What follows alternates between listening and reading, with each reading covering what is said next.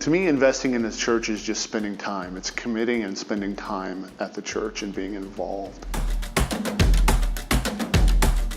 I was working at Precision Cast Parts, and we had a management change, and they came in and swept out a bunch of people and brought in the new president brought in his own people, and I was one of the first to be swept out. I guess a cynical person would say it was dumb luck. You could say it was divine intervention, and it just happened that just before I ended the job was when we had the organizational meeting in the basement to talk about here's what the vision is down there, and I completely bought in on it. I thought that was brilliant.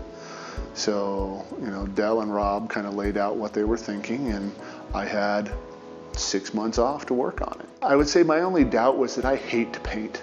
I absolutely hate to paint.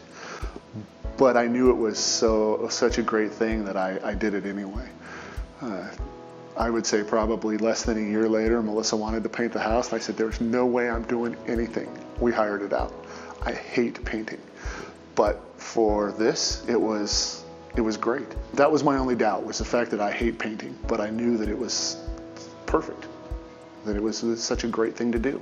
I spent a lot of time in there with a lot of people, but I also spent a lot of time in there all by myself, and I would drag my mother in, since she'd been retired, and drag her in to help me. So it'd be the two of us in there for hours at a time until our backs hurt too bad that we couldn't paint anymore, and then we called it a day. It was a lot of fun. It was something that I could pour my time into and invest in, and it was great. I loved every minute of it. We have such a diverse group downstairs.